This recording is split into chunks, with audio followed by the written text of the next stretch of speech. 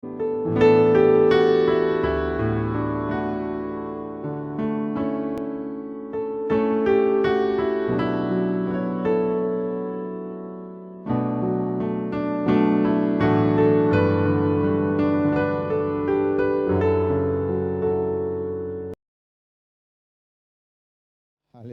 Shalom Bapak Ibu kasih Tuhan.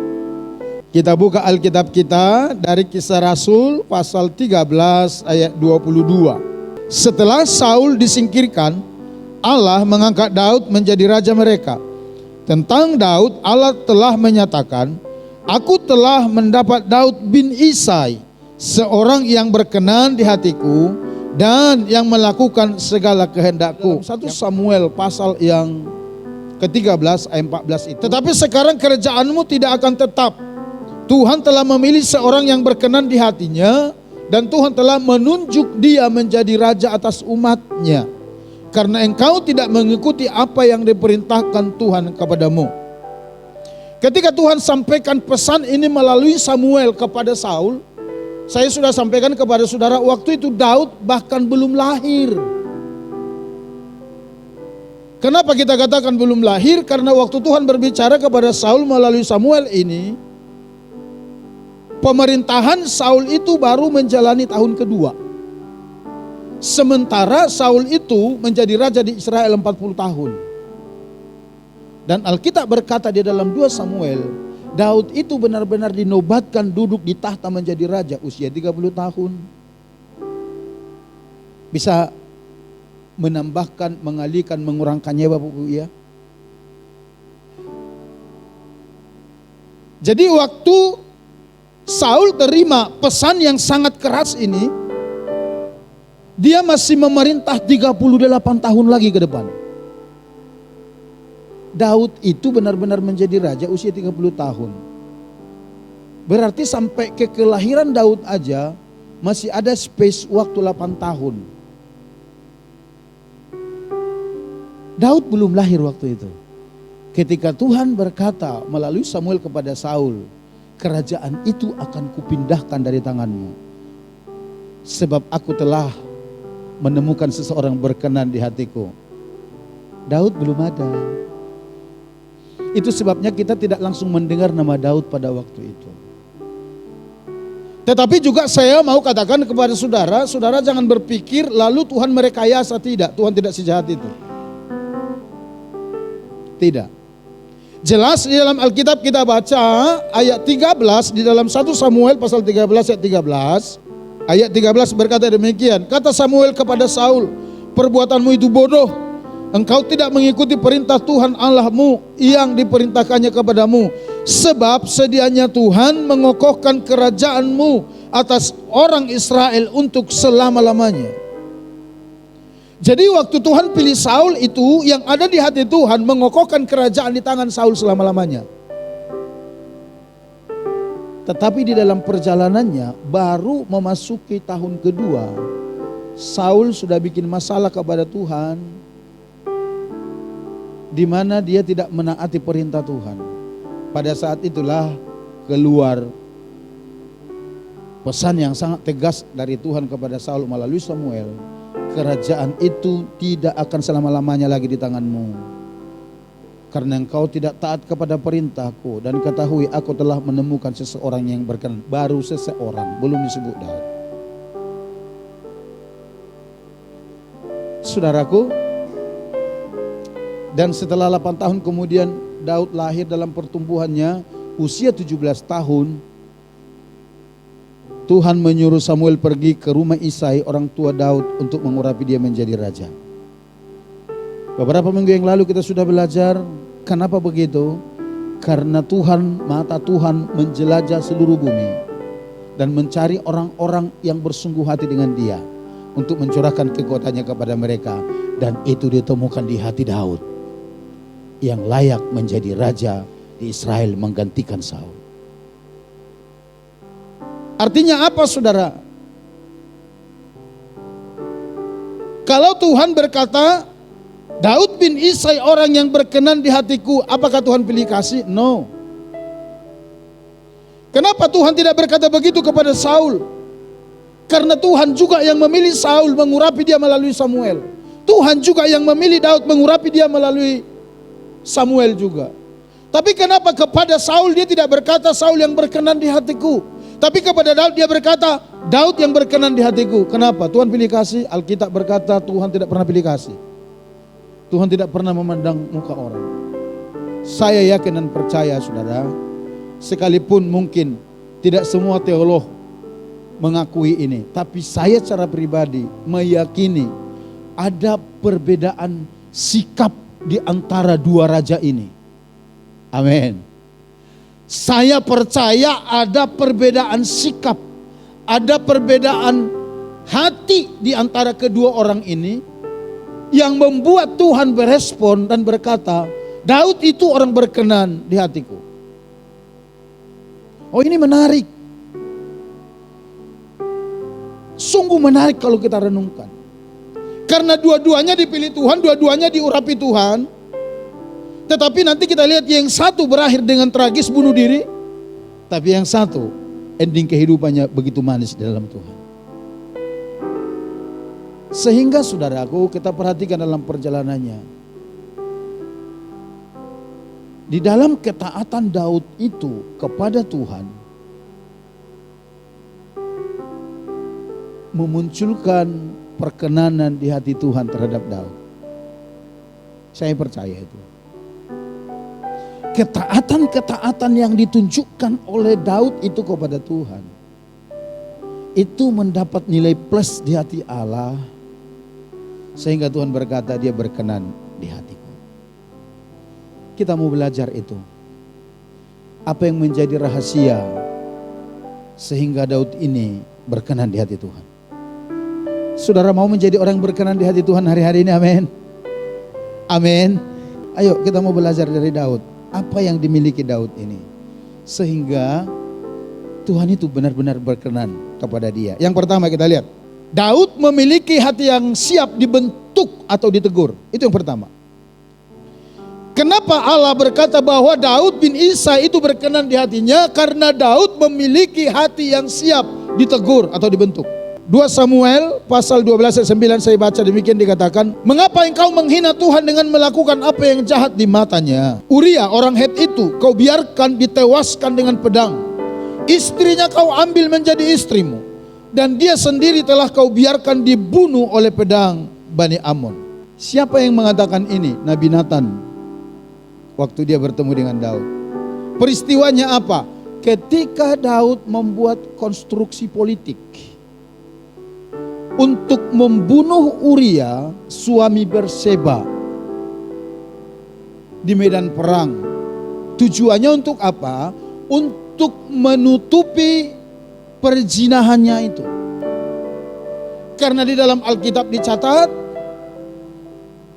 ketika Uria ada di medan perang, lalu Berseba tinggal di Yerusalem, suatu waktu terjadi perselingkuhan antara Daud dengan Berseba. Dan ketika diberitahukan kepada Daud Berseba mengandung, dia atur politik sedemikian rupa, strategi. Dikatakan kepada kepala panglimanya, suruh Uria pulang. Lalu disuruh, lalu dibilang begini kepada Uria, tentu engkau kangen sama istrimu, silahkan pulanglah ke rumahmu. Saudara tahu, Uria itu panglima yang sangat loyal, integritasnya teruji. Dia tidak pulang. Dia tidak pulang. Ketika Daud bangun pagi-pagi dilihat Uria tidak pulang, lalu dipanggil, kenapa kau tidak pulang? Kan sudah diberi dispensasi untukmu, pulanglah. Tidurlah bersama dengan istrimu. Tapi Uria bilang begini, tidak Tuanku. Bagaimana mungkin saya bisa melakukan itu sementara teman-temanku berperang di medan tempur? Tidak. Lalu besok malamnya diajak Uria minum-minum, makan-makan sama Daud. Alkitab berkata diberi dia banyak minum anggur, dimabukin dia, disuruh dia pulang. Tetap Uria tidak pulang. Sementara kehamilannya Berseba makin besar, sehingga diatur strategi, dikirim surat kepada kepala pasukan di lapangan, tempatkan Uria di pasukan paling depan di tempat musuh yang paling kuat. Setelah terjadi peperangan, tarik pasukan mundur, biarkan dia tinggal di situ supaya dia mati. Benar dilakukan, mati benaran. Ketika itu terjadi, Tuhan kirim Nabi Nathan bertemu dengan Daud. Ketika ketemu, baru caranya halus menegurnya. Nathan bilang begini, Tuanku Raja, ada sebuah kejadian yang menurut saya menyedihkan. Wah, Daud senang dengarnya. Gimana kejadiannya? Ada di sebuah kota, seorang kaya dan seorang miskin. Lalu suatu waktu seorang kaya ini kedatangan tamu. Dia memiliki segala-galanya, memiliki kambing domba, pokoknya hartanya lengkap. Tapi untuk menjamu tamunya ini, dia harus mengambil ternak si miskin ini yang dimiliki, hanya itu yang dimiliki, untuk memberi makan tamunya itu. Bagaimana itu menurut Tuanku Raja? Saudara tahu enggak? Itu Daud langsung bangkit amarahnya. Siapa manusia itu? Harus dilenyapkan dari muka bumi. Ketika dia ngomong seperti itu, Nabi Nathan dan langsung ngomong seperti ini. Engkau orangnya. Kurang apa Tuhan memberkati dirimu? Tuhan berkata kepadamu, seandainya yang aku berikan kepadamu masih kurang, saya masih akan tambah. Tetapi kenapa engkau menghina Tuhan dengan perbuatanmu ini? Saudara tahu, ketika Daud dengar itu, Alkitab berkata dia berlutut, dia tersungkur minta ampun sama Tuhan. Ya, itu yang pertama. Yang kedua, ketika dia sudah jaya dalam pemerintahannya, dengan kecerobohannya dia menyuruh panglimanya lagi menghitung semua rakyat Israel yang ada di pemerintahnya. Sekalipun panglimanya sudah ingatkan, Tuanku Raja, kenapa Tuanku Raja lakukan itu? Tapi dia bilang, tidak, lakukan saja. Akhirnya dihitunglah. Sudah tahu, Alkitab berkata setelah selesai penghitungan itu, hati Daud berdebar-debar. Ada yang salah dengan itu? Sebenarnya tidak terlalu menurut saya. Karena di kitab bilangan pernah Tuhan suruh mereka menghitung masyarakat Israel, bahkan pasukan. Pernah, beberapa kali. Tapi kenapa kali ini Tuhan jadi marah sama dia? Selidik punya selidik. Itu merupakan manifestasi dari arogansi. Di mana Daud itu mulai sombong dengan keberhasilannya pada saat itu, kesuksesan. Jadi dia mulai lihat itu. Sehingga ketika dilakukan, Tuhan tidak setuju. Coba kita lihat dalam 2 Samuel pasal yang ke-24. Kita lihat dulu ayat 10. Tetapi berdebar-debarlah hati Daud setelah ia menghitung rakyat. Lalu berkatalah Daud kepada Tuhan, aku telah sangat berdosa karena melakukan hal ini. Maka sekarang Tuhan, jauhkanlah kiranya kesalahan hamba-Mu, sebab perbuatanku itu sangat bodoh. Begitu dia sadar dia salah, dia langsung berlutut. Bahkan dikatakan di situ nanti mukanya sampai ke tanah minta ampun kepada Tuhan. Saudara, saya mau katakan, ini salah satu sikap hati yang dimiliki Daud yang tidak dimiliki oleh Saul. Ini salah satu sikap hati yang sangat berkenan di hati Tuhan dari Daud. Ketika dia ditegur, dia mau bertobat. Dia mau minta ampun, dia mau kembali kepada Tuhan. Bahkan apapun konsekuensi daripada perbuatannya itu, dia rela tanggung. Nanti saudara baca ya seterusnya. Berbeda dengan Saul. Kita sudah belajar tentang itu. Berapa kali dia melakukan kesalahan. Setiap kali Imam Samuel menegur dia, dia selalu salahkan masyarakat. Dia selalu salahkan orang lain. Dia tidak mau ambil tanggung jawab dan bertobat. Enggak. Bahkan terakhir menjelang akhir hidupnya. Kalau saudara baca di dalam 1 Samuel pasal 28 yang minggu lalu kita singgung sedikit. Ketika dia mau pergi berperang lalu dia bertanya kepada Tuhan. Tuhan tidak memberikan jawaban. Dia pergi berdukun. Akhirnya dia tanya dukun wanita di Endor. Jadi ada perbedaan. Kalau masalah kesalahan, saudaraku, sekalipun Tuhan berkata Daud itu orang berkenan di hatiku, tapi saya pelajari di dalam menjalankan pekerjaan-pekerjaannya tidak selalu Daud itu melaksanakannya dengan sempurna, excellent, tidak. Beberapa kali dia melakukan kesalahan. Bahkan saudaraku perhatikan, dia jatuh terjebak juga dalam dosa amoral. Tapi Tuhan tetap berkata, Daud itu orang berkenan di hatiku. Kenapa? Karena Daud memiliki hati yang siap ditegur dan mau bertobat. Tahukah saudara, hari-hari ini ada begitu banyak orang yang punya potensi hebat di dalam Tuhan, tapi pergumulannya satu, tidak mau ditegur dan dinasihati. Sehingga orang ini tidak sampai kepada puncak di mana Allah mau menempatkan dia. Orang ini tidak sampai kepada kemaksimalan yang Tuhan rencanakan dalam kehidupannya. Bahkan hanya patah di tengah jalan. Persoalannya hanya satu, tidak siap ditegur dan dinasihati. Ayo, mari kita belajar dari Daud. Saudara merindukan pernyataan Tuhan yang berkata, sebagai seorang yang berkenan di hatiku. Ayo, miliki hati yang siap ditegur dan mau bertobat. Tentu yang pertama, kita harus menerima Yesus Kristus sebagai Tuhan dan Juru Selamat dalam kehidupan kita. Tapi itu tidak cukup. Tidak cukup. Karena Yohanes Pembaptis itu pernah berkata demikian.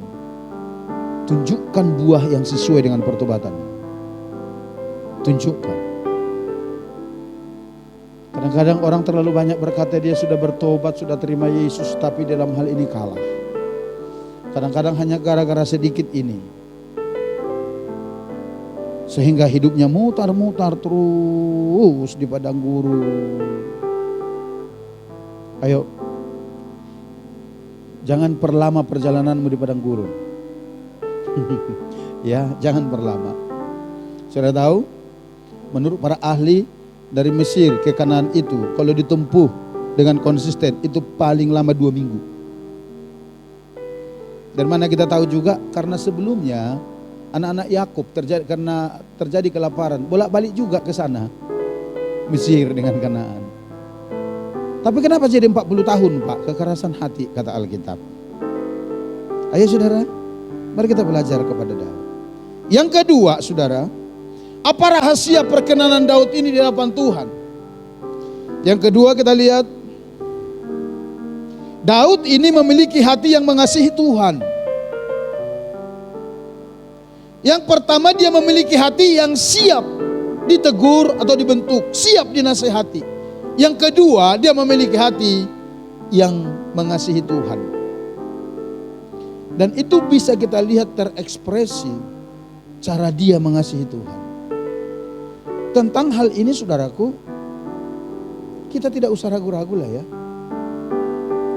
Di Mazmur-Mazmurnya 65% di kitab Mazmur itu Mazmurnya Daud. Kita bisa melihat gambaran hatinya yang mengasihi Tuhan di sana. Tetapi saya mau beritahu, itu tidak terjadi hanya di mulut. Dia bukan orang yang lip service, bukan. Yang hanya ngomong Tuhan aku mengasihi engkau, aku mencintai engkau. Tidak. Tapi ditunjukkan dari sikapnya. Salah satunya di poin 1 tadi, ketika dia ditegur, ketika dinasehati, bahkan dimarah, dia mau bertobat. Nah, tapi yang kedua kita lihat sebagai refleksi dari hati yang mengasihi Tuhan ini, Daud itu suka mempersembahkan korban kepada Tuhan. Atau suka memberi, hatinya itu hati yang suka memberi. Baik kepada Tuhan maupun kepada sesama. Dan itu bisa kita lihat. Ketika pertama kali dia diangkat menjadi raja saudara, lalu dilihat di Yerusalem tidak ada tabut perjanjian. Di mana ini tabut perjanjian? Di mana tabut perjanjian itu bagi orang Israel pada waktu itu melambangkan kehadiran Allah di tengah-tengah bangsa itu. Ketika di zaman Saul itu tidak terlalu dihiraukan. Tabut ketika pemerintahan Imam Eli dirampas oleh orang Filistin dan ada di sana. Dan selama Saul memerintah itu tidak pernah dikembalikan ke Yerusalem.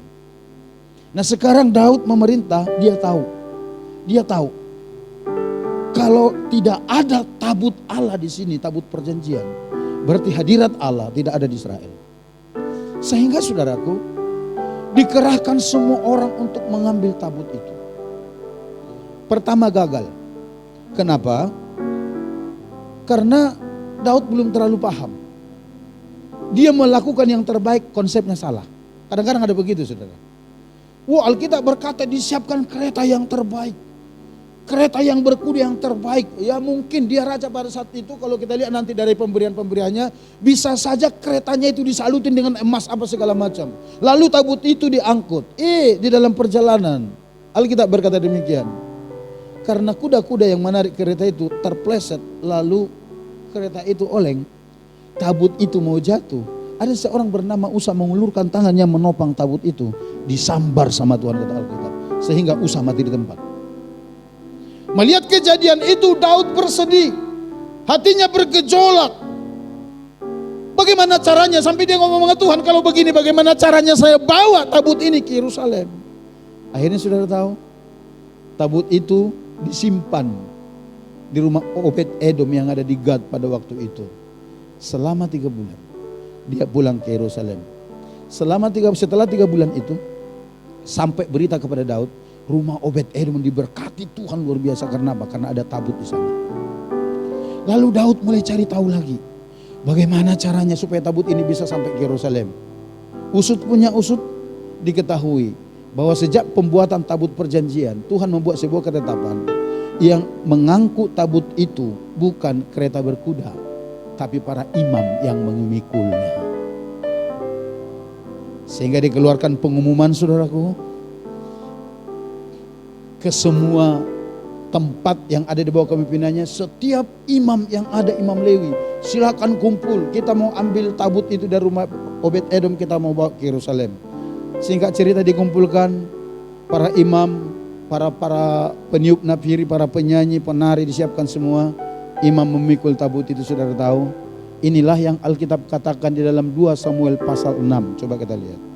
Ayat 13, apabila pengangkat-pengangkat tabut Tuhan itu melangkah maju 6 langkah, maka ia mengorbankan seekor lembu dan seekor anak lembu gemukan. Dan Daud menari-nari di hadapan Tuhan dengan sekuat tenaga.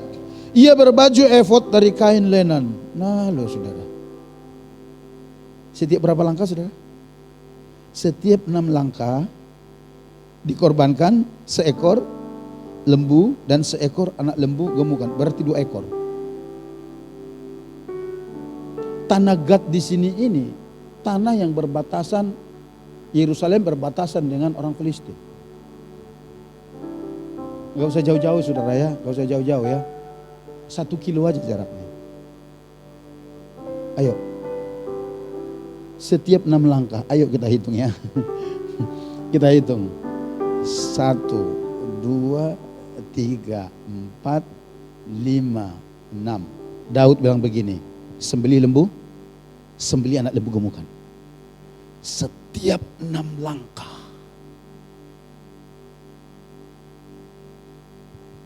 Satu kilometer itu berapa ribu meter? 1000 toh? Bagi aja.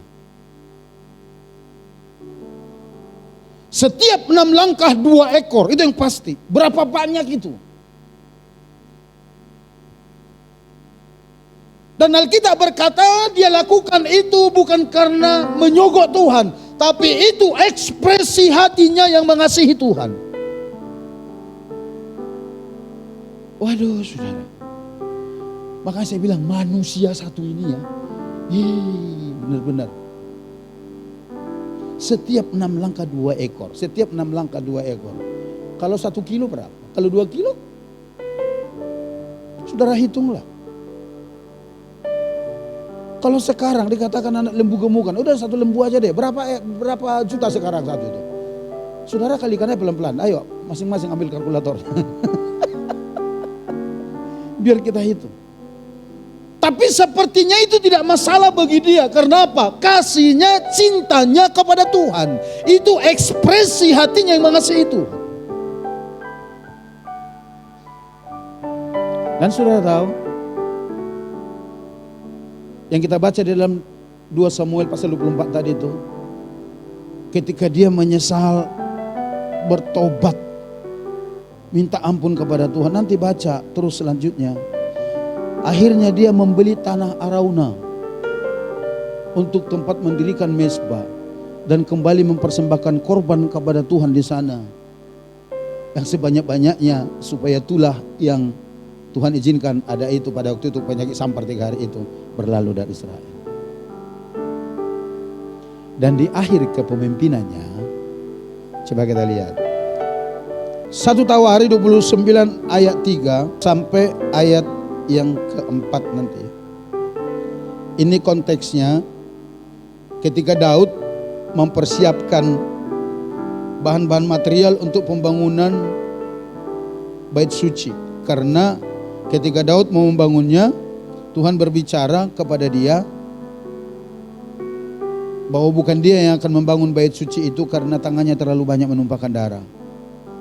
Jadi yang akan membangun itu adalah anaknya Salomo. Tetapi perlengkapan material semua dipersiapkan oleh Daud. Inilah yang Alkitab katakan tentang persiapan itu. Saya perhatikan. Berkatalah Raja Daud kepada segenap jemaah itu, Salomo anakku yang satu-satunya dipilih Allah adalah masih muda dan kurang berpengalaman. Sedang pekerjaan ini besar. Sebab bukanlah untuk manusia bait itu, melainkan untuk Tuhan Allah. Ayat 2. Dengan segenap kemampuan aku telah mengadakan persediaan untuk rumah Allahku, yakni emas untuk barang-barang emas, perak untuk barang-barang perak, tembaga untuk barang-barang tembaga, besi untuk barang-barang besi, dan kayu untuk barang-barang kayu, batu permata, syoham, dan permata tatahan, batu hitam dan batu permata yang berwarna-warna, dan segala macam batu mahal-mahal, dan sangat banyak pualam. Ayat 3. Lagi pula oleh karena cintaku kepada rumah Allahku, perhatikan, didasari dari kasih, cintanya kepada Tuhan. Maka sebagai tambahan, perhatikan, maka sebagai tambahan pada segala yang telah kusediakan bagi rumah kudus. Jadi perlengkapan ini semua sudah ada, tapi dikatakan karena cintaku akan rumah Tuhanku, rumah Allahku, sebagai tambahannya, aku dengan ini memberikan kepada rumah Allahku dari emas dan perak kepunyaanku sendiri. Ayat 4. Jadi dari hartanya sendiri atau harta yang dititipkan Tuhan kepada dia, dia persembahkan untuk pembangunan rumah Tuhan 3.000 talenta emas dari emas Ofir dan 7.000 talenta perak murni untuk menyalut dinding ruangan itu. 3.000 talenta emas Ofir. Kalau kita hitung ini, saudara pasti kaget. Kalau saudara kurang beriman, saudara akan berkata, mana mungkin. Saudaraku tahu 1 talenta berapa? 1 talenta itu, saya cari di kamus Alkitab, 1 talenta itu 3.000 sikal. 1 sikal 11,4 gram. Berarti 1 talenta 34.000 sekian. Artinya saya lihat 1 talenta itu 34 kilo emas. Kali 3.000. Ayo kalikan. 1 talenta 34 kilo beratnya. 1 talenta. Ini dikatakan 3.000 talenta emas. Saya sudah kalikan tadi pagi karena saya cari-cari, penting bagi saya. 3.000 talenta itu, saudaraku,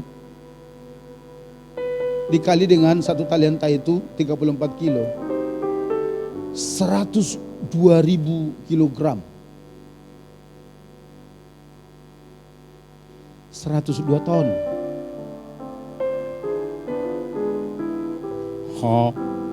Sudah punya emas 1 kilo, saudara? Saudara punya emas 1 kilo? Oh, ini tidak eceng-eceng. Itu baru emas saja, belum perak. Dikatakan 7.000 talenta. Makanya saya bilang sama istri anak saya tadi pagi, kalau manusia ini ya dikatakan Tuhan berkenan di hatinya, menurut saya wajar aja sih. Karena caranya mengasihi Tuhan itu memang di atas rata-rata. Dia membuktikan cintanya, membuktikan kasihnya kepada Tuhan itu. Aduh saudara, menurut saya itu over habis-habisan itu. Iya.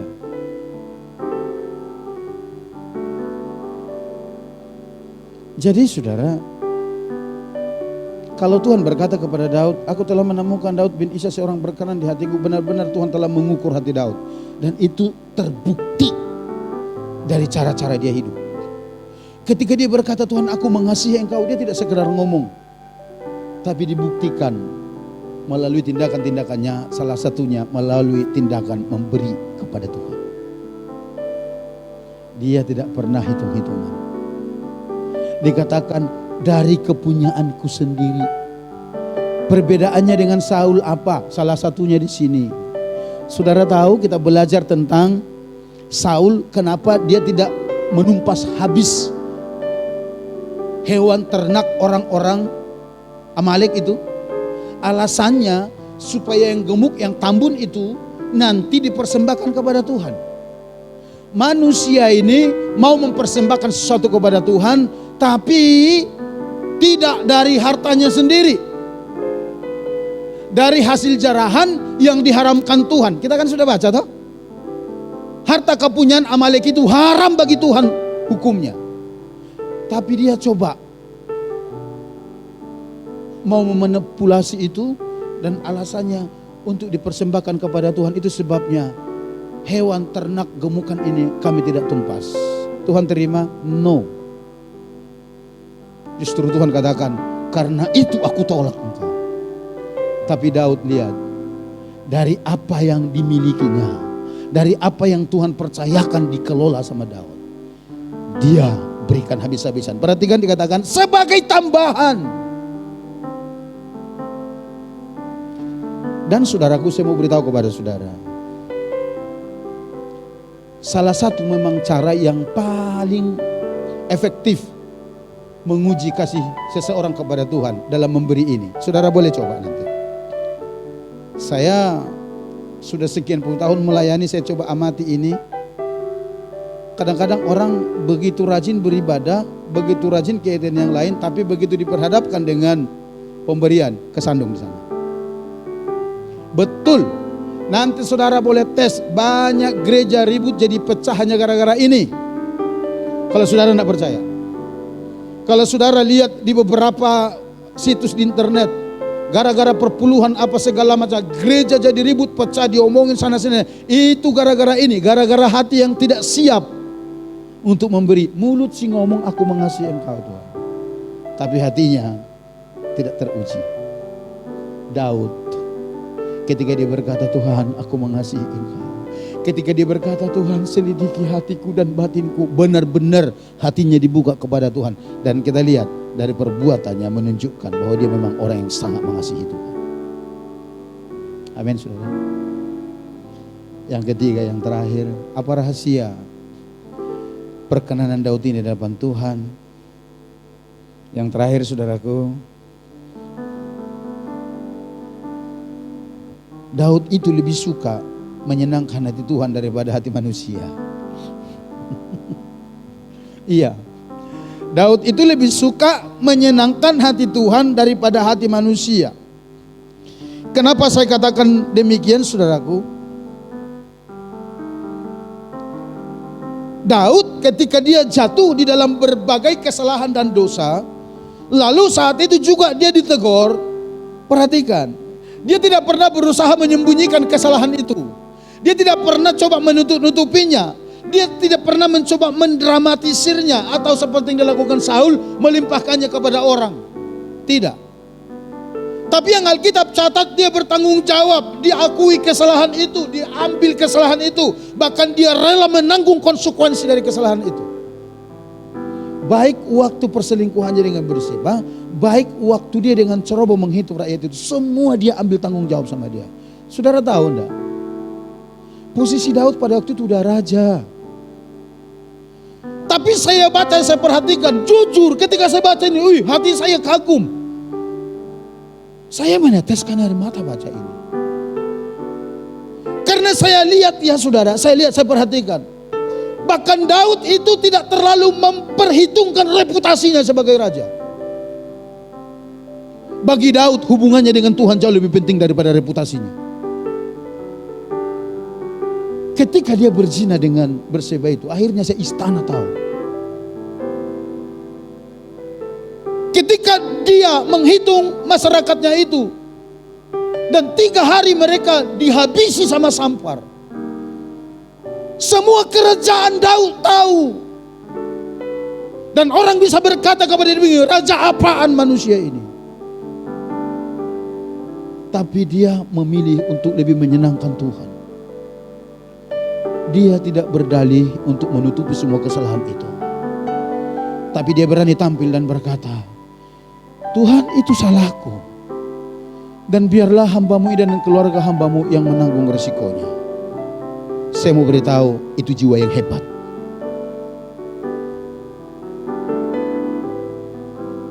Saya percaya karena Daud tahu.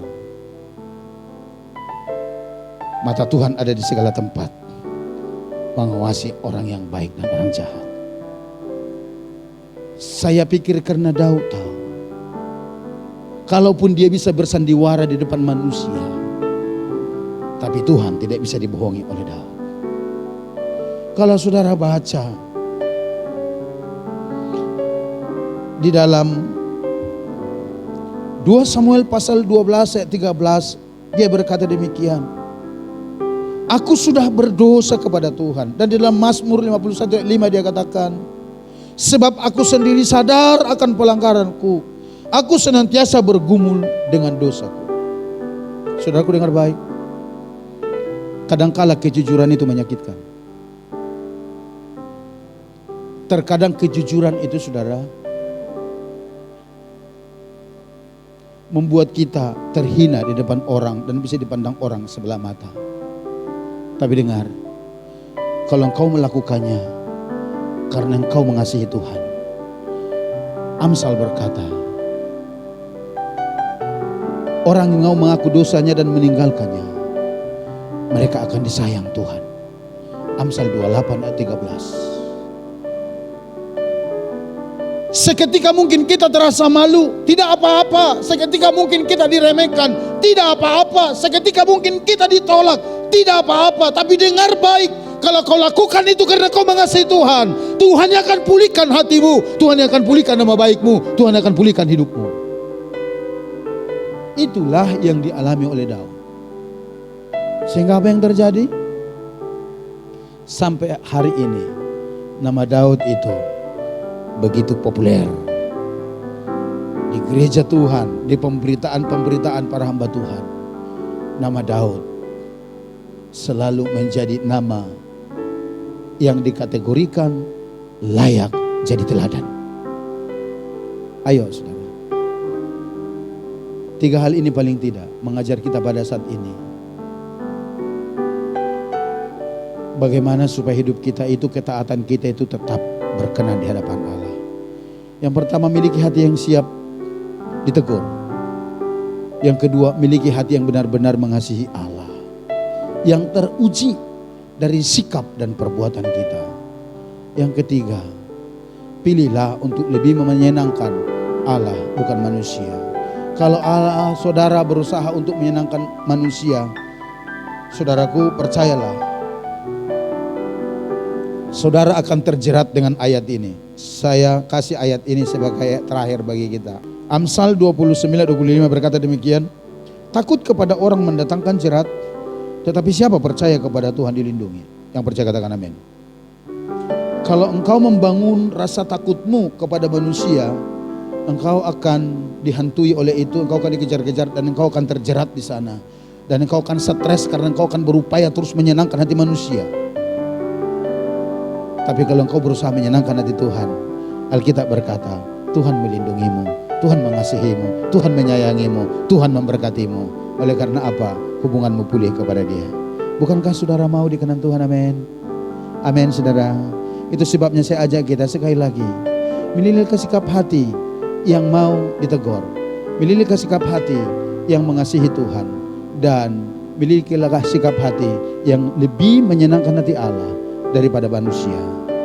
Maka hidupmu akan terus di dalam Tuhan, dan hidupmu akan terus diberkati Tuhan, berjalan dalam rencana Tuhan. Mari kita datang kepada Tuhan.